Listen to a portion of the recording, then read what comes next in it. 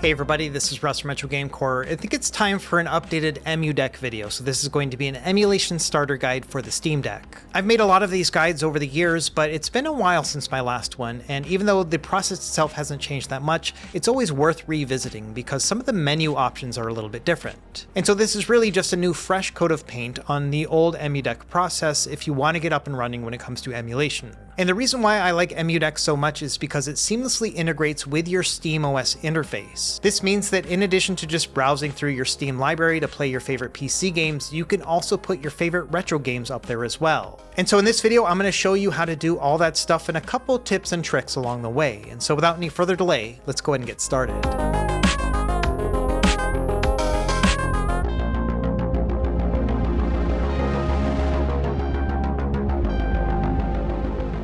Okay, so here we are in just my standard Steam Deck game mode menu, and I'm going to be using an external mouse and keyboard throughout this process just to make my life a little bit easier, but I would recommend using an external mouse with your Steam Deck for this process if you do have one available. Now, first things first, you have to decide where you want to store all of your ROM files. You can put them either on an external microSD card, or you can do them on your internal storage on your Steam Deck. It's really going to depend on how many games you plan on playing, and then also how much available space you have internally. Now, let's say you do plan on using a microSD card, and maybe you bought one specifically for this video. So let me show you really quickly how to format an SD card so you can use it on your Steam Deck. First thing you want to do is go into the Steam Deck menu and then go into Settings. From there, go into System, and then you'll find under System Settings an option that says Format SD Cards. We're going to click on that. From there, you can see my microSD card, and it says press Y to format the drive. So I'm going to do that. It'll give you a generic name. You can change that if you would like, but let's just confirm. It'll take a minute to format the drive, so just kind of hang out and watch that spinning wheel.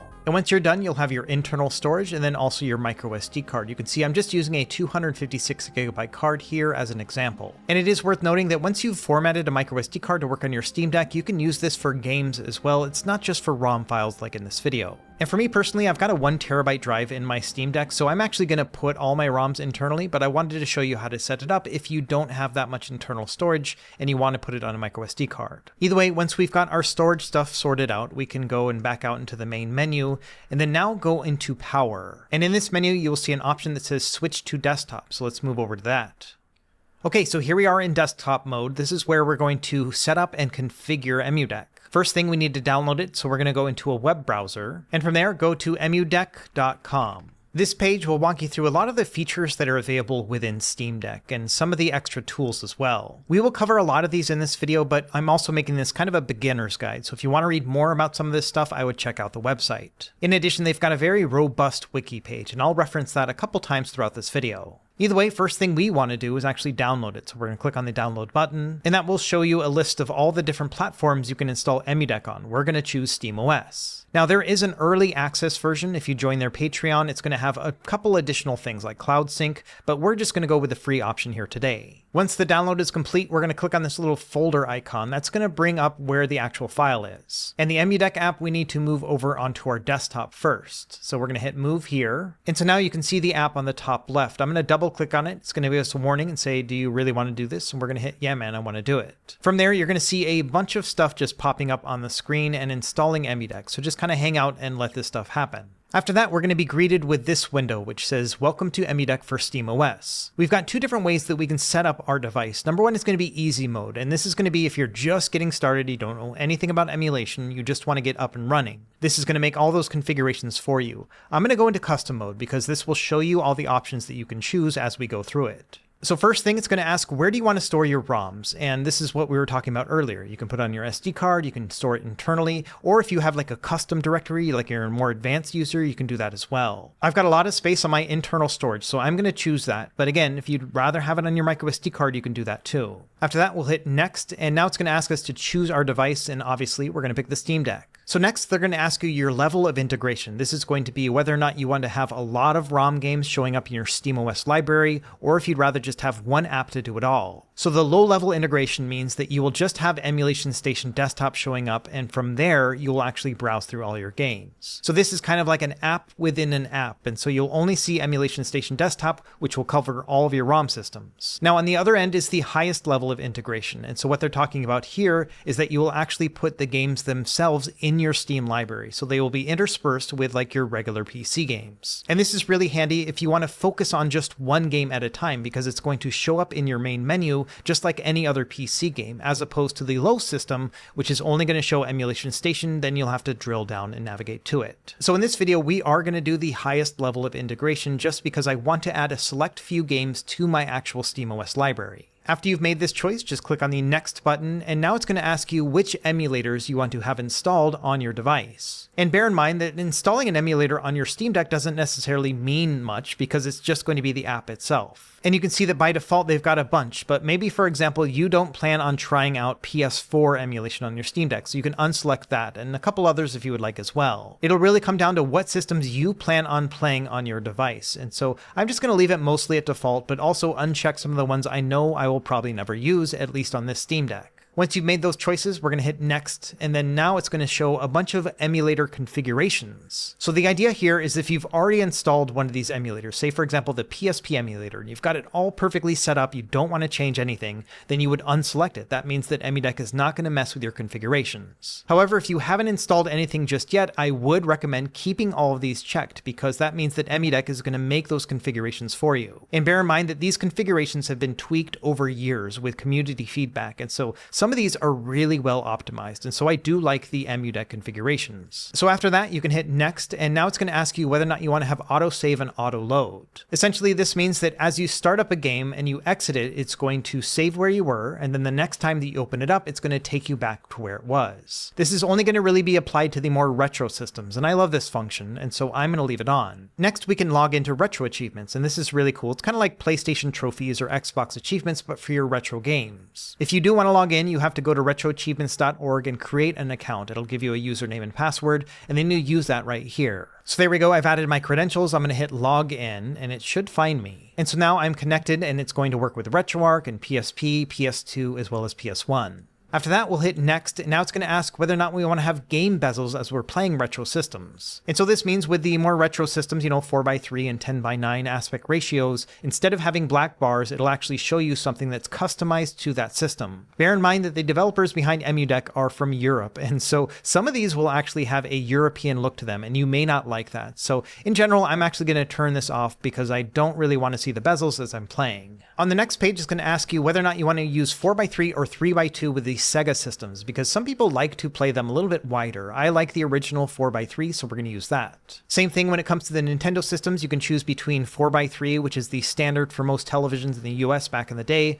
or you can do 8:7, and some games do look better in 8:7. I'm going to go with 4:3 again. And then finally, some systems like Dreamcast and Nintendo 64 actually have widescreen sheets, and so this is an option that you can also choose as well, but bear in mind that if you have this across the board, some games will be a little bit glitchy, and so for me personally, I'm going to stick with 4:3. One of the great things about the Steam Deck is that it has a 16:10 aspect ratio, so even 4:3 systems do not have very big black bars on the left and right. And then finally, when it comes to GameCube games, we have the same option where we can use a widescreen hack, but again, bear in mind that with many games you will have glitching on the sides, and so I like to keep it at 4:3 for this one as well. Now on the next set of pages, we have the ability to use custom shaders. So with our handheld systems, we can turn on an LCD grid effect if you would like. On the next page, it'll give us an option with some of the more retro systems if you want to add a CRT shader. I like to configure my own, so I'm going to leave this one off. Same thing with your higher end retro systems. These can also use their own special CRT shader. Again, I'm just going to use my own, so I'm going to turn that one off. And then next we have an option to choose our ABXY pattern. So they have the position match, which means that it's going to follow the original pattern, like the Super Nintendo layout. But if you would rather have the buttons correspond to the actual buttons on the Steam Deck itself, you can also do a controller layout match. For me personally, I would rather have the buttons behave like they did back in the day, so I'm going to do a position match instead.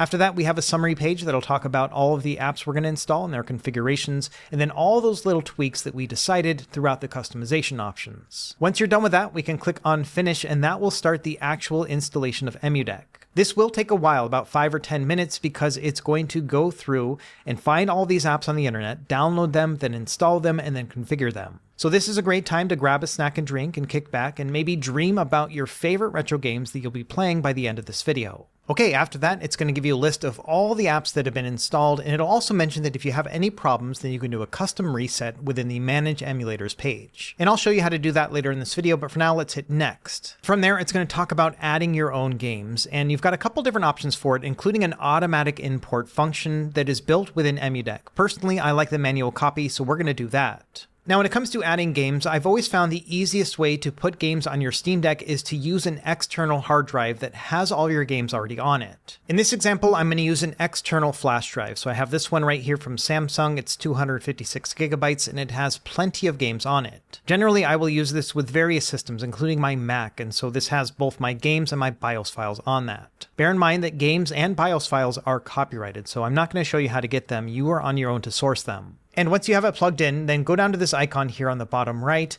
and you can see right here, this is the flash drive. I call it Mac Emu because I mostly use it on my Mac. And then above that, you can also see I have my micro SD card. So we're going to mount and open the Mac Emu drive so we can access the files. Once you've clicked on that, you should be able to see all of your files and folders, and you can see that, yeah, I've got a bunch of folders here, and if I go into any of them, I should be able to find all of my games. So for example, if I go into Game Boy, here are all my Game Boy games. So now what I want to do is I want to move these files over onto my Steam Deck internal storage. And so now back on my EmuDeck folder, I'm going to open my emulation folder, and this should pop up. We've got a bunch of things that we can mess with here, including like our save games and whatnot, but we're going to focus on ROMs and BIOS files. Let's start with the ROMs first. If we open this up, we're going to see a bunch of subfolders. And so what we want to do is drag and drop our ROM files from the flash drive over onto our internal storage. To make this easy, I'm just going to move these windows to each of these sides, and so we can see them just side by side. And so I've already got my Game Boy folder opened up, so I'm going to go down to my Game Boy folder here. And so now I'm just going to grab all my Game Boy files, and then I'm going to copy them over by dragging and dropping. When you do that, it'll give you an option to either move them over or copy them. I'm going to copy them because I want to keep them on my original flash drive. And so there we go. I've already moved everything over for Game Boy, and so now we can pick a different system.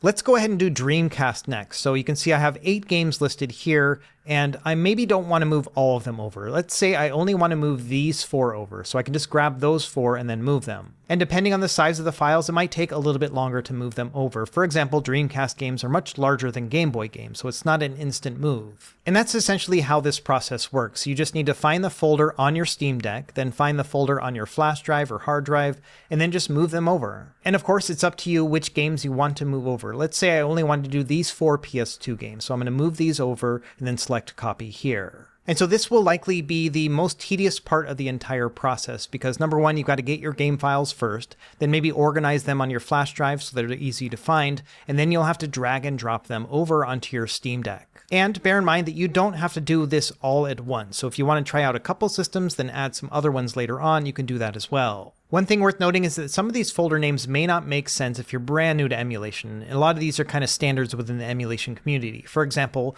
3DS is labeled as N3DS, same thing with Nintendo DS, and so you may have to hunt around for the right folder. Okay, once we've moved over all of our game files, we are now ready to move over our BIOS files. These are going to be special system files that are needed for some consoles to work properly. And like with game files, these are also copyright protected, so you're going to be on your own to find them, but I do have them listed here. This doesn't cover every single system, but a lot of the major ones, and so this is the collection that I usually will use. So let's add them to our Steam Deck and then talk about this a little bit more. So we're going to go back into that emulation folder on our Steam Deck, then go into BIOS. So now I can just drag and drop all of these over, but let me explain what some of these are. To start, under the DC folder, this is going to be our Dreamcast BIOS, and we only need one file. It's actually this DC boot bin, so I'm going to move that one over here.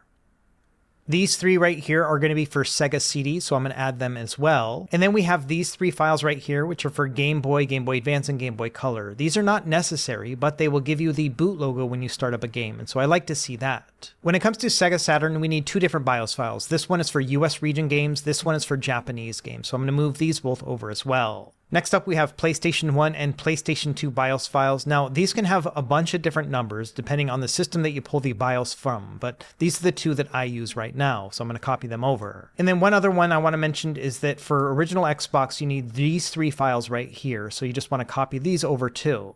If you have any questions about where to find the BIOS and ROMs, then I would recommend going to that EmuDeck wiki that I mentioned before. In the BIOS and ROMs cheat sheet, you should find everything that you need. For example, under the Where Do I Get My BIOS Files, this is going to show a bunch of different options in terms of adding BIOS files yourself. And then also, if we scroll down a little bit more, we have a listing of all the different cheat sheets, and they're organized by the different manufacturer. So for example, if we go into the Nintendo cheat sheet, we will see a table like this that'll show all the different systems, and then it'll show what emulators can be used for it, the file types that are required, and then if there are any BIOS files, it'll have them listed as well. So this can be a little bit intimidating if you're brand new to this stuff, but I think that this BIOS and ROMs cheat sheet is really helpful. Anyway, once we've moved over our ROM files and our BIOS files, we are now ready to go with the rest of the EmuDeck setup. So I'm going to close out these windows, and it's going to say, waiting for manual copy. We're going to hit next because we're done. Now, when you click on this button, it's going to try to open up Steam ROM Manager, but we actually don't want to do that this time. We're going to do that one later. So here we are in the main EmuDeck window, and we've got a bunch of different options here.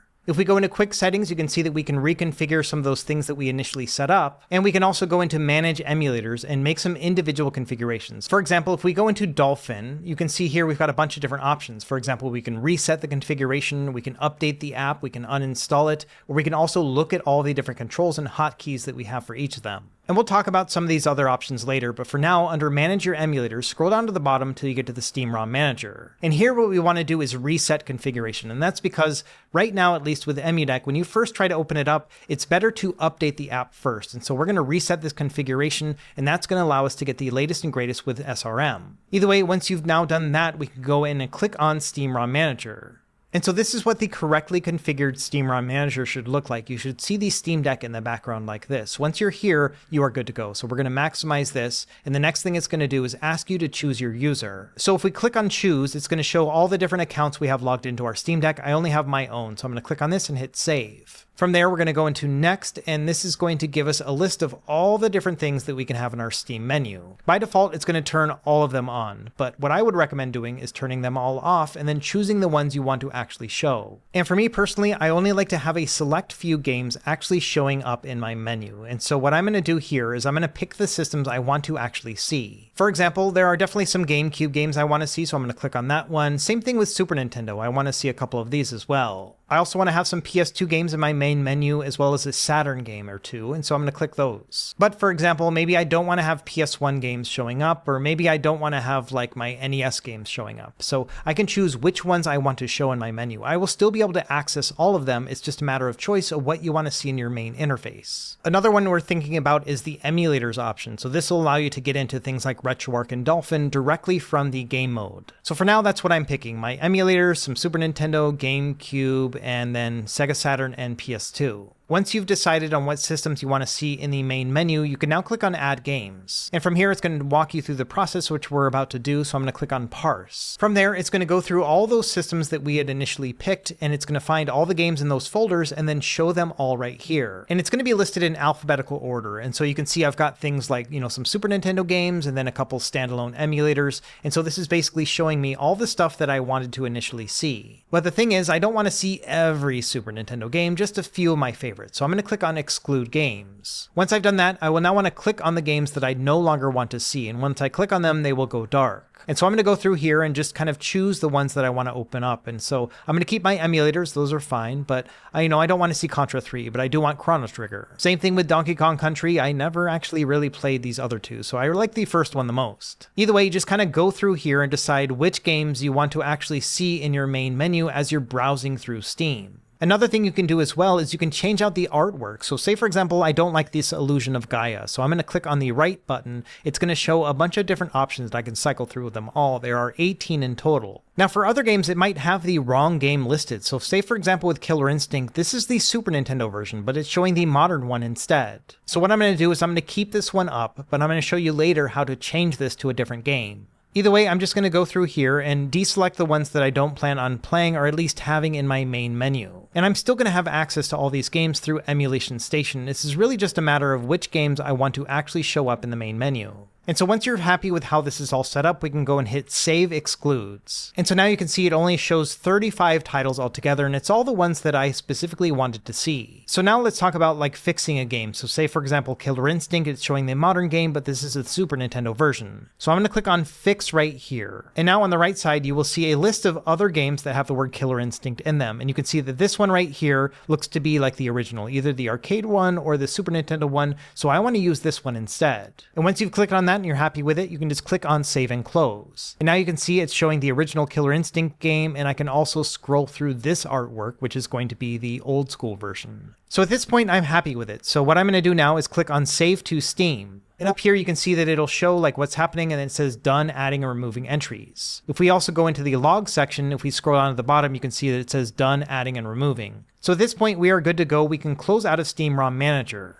Okay, one last thing we want to do is back in the Manage Emulators tab, we want to go down to the bottom, go down to Emulation Station Desktop Edition, and now click Install. This is the app that we're going to use to be able to access all of our other files that we're not adding to Steam ROM Manager. And so this only takes a moment. Once it's done, you can hit Close, and we are good to go. Okay, so at this point, we have now properly installed EmuDeck, and we've configured it correctly. We've also added our game files, our BIOS files. We've also run Steam ROM Manager to add our favorite games to our Steam interface. So at this point, we can close out EmuDeck and actually go into gaming mode to show everything off. And it is worth noting that we now have an EmuDeck icon on our desktop, and we can get rid of this other one right here. We don't need this one anymore. And so now to get back to our main Steam interface, we're going to click on Return to Gaming Mode. Now, once you get back into your Steam interface, you might think to yourself, man, nothing has changed here. This guy totally tricked me. But you have to go into your library section to actually see your games. And if we tab over to the non-Steam section, we should see all those games that we just added via the Steam ROM Manager. So now let's test this out. We're going to click on Mega Man X for the Super Nintendo. I'm going to hit play.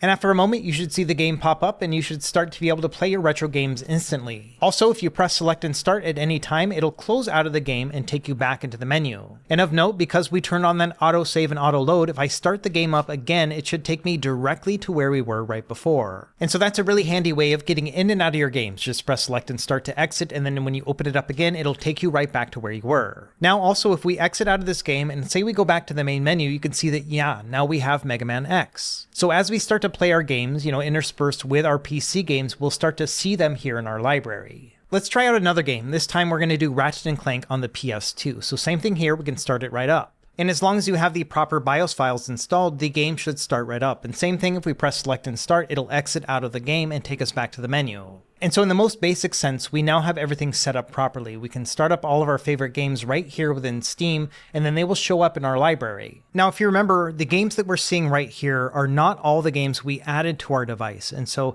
to access the rest of them, we're going to go through Emulation Station Desktop Edition. And so this is a front-end launcher that will basically allow us to access all of our games at once. Once you have it loaded up, you should be able to see all the different systems that we have games loaded for. And so now we can scroll through and actually choose the games from here. This is going to launch the games much like how we could through Steam ROM Manager, but it's all self-contained within Emulation Station instead. So the way I think about it is that my very favorite games are going to be in SteamOS, and then if I want to access everything, I can just grab them in Emulation Station. I'm not going to go too far into this app, but there are a lot of cool things that we can do. For example, if we go into UI settings, there's a theme downloader option, and within here, it'll actually show us a bunch of different themes. It's kind of like a store, and so we can download these each individually. And so if you find one where you think, oh, I really like the look of that, you can choose that, it'll download the theme, and then you can change your theme over to that one instead. And so for example here under theme, I'm going to change it now to Artbook Next, the one I just downloaded. And if I go back now, this is what it looks like, so I think it looks pretty cool. Also bear in mind that we don't have to just see the text right here. If we go into the scraper settings, within here, if we set all this stuff up, we can actually scrape all of our systems and then show box art and stuff like that. So really, if you want to have like a nice curated game system to be able to launch all of your games from here, this is what Emulation Station can do for you. It's pretty great. And so the way I like to do it is kind of a mixture between the two, where I have Emulation Station available if I need to get to just any old game that I have installed, but then I also like to have all my very favorites within Steam itself, and so that's what I use Steam ROM Manager for. And so it's kind of the best of both worlds, where I can access my retro games, but then also I can just jump into Emulation Station if I want as well. And really, that's about it when it comes to the initial setup of EmuDeck. We need to just install the app itself, add all our games and BIOS files, make a couple configurations, add them to our Steam ROM Manager, and we are good to go. However, there is a lot more you can do in the EmuDeck, so let's go back into our desktop mode, and let me show you some of the other things you can do within this app. So back in EmuDeck, the first thing it's going to do is check for new updates, and then after that, it'll take you to the news page. And so this will show you around like what's happening within the community. For example, when there's a new emulator, or if like you need to fix something, they will post, little news bulletins like this. In addition, the Retro Handhelds Discord server has Games of the Month, and so you can actually follow along on what they've been doing every month here as well. Now, we already talked about the fact you can go into the quick settings and, adjust this kind of stuff if you would like. You can also go into manage emulators for each of these and then, reconfigure them too. We've also got an EmuDeck store. So within here, you can download homebrew games. So these are going to be community-made games that are free. And so you can choose these and then actually install them directly onto your device. In addition, if you ever add any new games to your folders and maybe you want some of them to show up in Steam as well, you can just click on Steam ROM Manager. This is going to open up that app again. And so if there are any specific games or systems that you want to add, you will just go through the process that we did earlier. And it is worth noting that if you do add a new game to your folder, it'll show up in Emulation Station automatically. But if you want it to show up within your Steam OS interface, you will have to run Steam ROM Manager one more time. A couple other things worth noting is that you can also log into your retro achievements. If you didn't do that in the initial setup, you can do that right here. That'll work for all the apps as well. Another really handy tool is what they call the migrate installation. So within here, you can choose to move all of your game files and everything else over from, say, your SD card to internal or vice versa. So for example, right now I've got everything stored internally, but if I pick my destination and then I choose my micro SD card instead, I can use that one. Another handy tool is the EmuDeck compressor. So what it'll do is it'll look at all your files and it'll actually compress all of them to save you more storage space. And this is great because all these compressed file formats will still work with your emulators. Now down below that we have a BIOS checker. So here it's going to look through all your different folders and see what you have installed and whether or not it's the correct BIOS. So you can see right here it's happy with my PS1, PS2 BIOS, same thing with Sega CD and Sega Saturn. I didn't add anything for Switch and 3DS, and same thing with DS, so those are all missing. And I assume the reason why Dreamcast is orange is because I added just the very basic BIOS files to get the games running, but there are some others that it might be looking for. Again, if you ever have any problems with the BIOS issues, I would recommend checking out that wiki page because it shows you everything you need. Now, another thing we can do is use plugins. So there's one called EmuDecky, and so this one will allow us to access all the controls and hotkeys for each of our games while we're playing. So instead of having to look at some other wiki page, we can see it right there on the Steam Deck. We're going to click on this, and then it's going to install the plugin itself. Anyway, those are the major tools that we have within EmuDeck, and there's a whole rabbit hole of other things, so we're just going to leave it at that. So now we're going to close out of EmuDeck, and we're going to return to gaming mode. And now on the Steam menu, we're going to click on our quick settings button to bring up this on the right, and we should see this little plug on the bottom. Once we click on that, we are supposed to see the EmuDecky plugin, but I'm not seeing it. So instead it's showing the Decky plugin. That's fine, it's an easy fix. So I'm going to click on the little store icon, which is going to bring up all the things that we can install on the Steam Deck, which is pretty cool. And if you scroll down to the E section, you could see EmuDecky. And so I'm not really sure why it didn't install that first time, but it's an easy fix. Let's just install it now. And so now we can see the EmuDecky plugin. If we click on that, it's going to show us, some quick settings. For example, if we want to have the bezels show up, we can just toggle that on here. The same thing with the aspect ratios. We can change all of these here individually. In addition, we've got a hotkeys cheat sheet. So if we click on this, we can pick our systems. So say, for example, we pick the retro systems. That's going to be everything in RetroArch.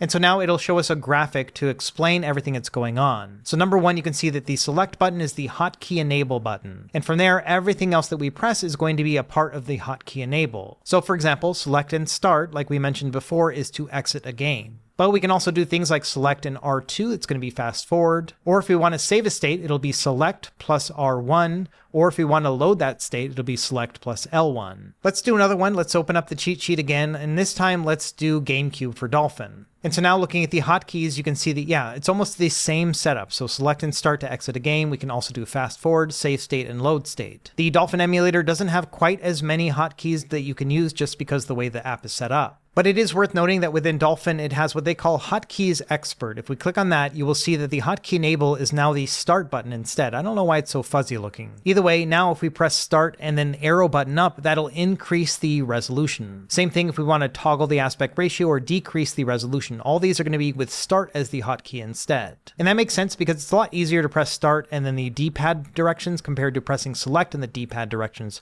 just because they're right next to each other. Either way, that's the great thing about EmuDecky, is that when when you go into the plugin settings, even while you're in a game, it'll allow you to go through and, change out your settings, but then also open up the cheat sheet in case you're not sure what hotkey does what.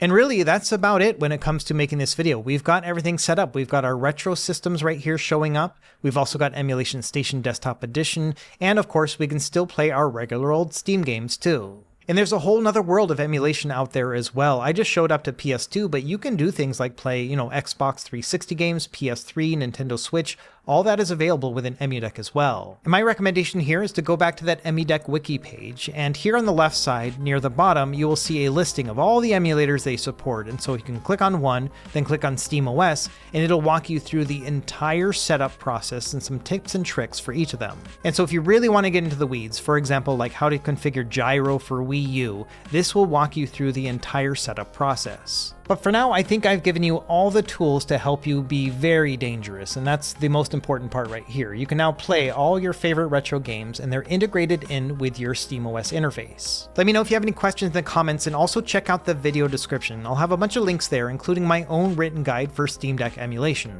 As always, thank you for watching. Be sure to like and subscribe if you found this helpful, and we will see you next time. Happy gaming.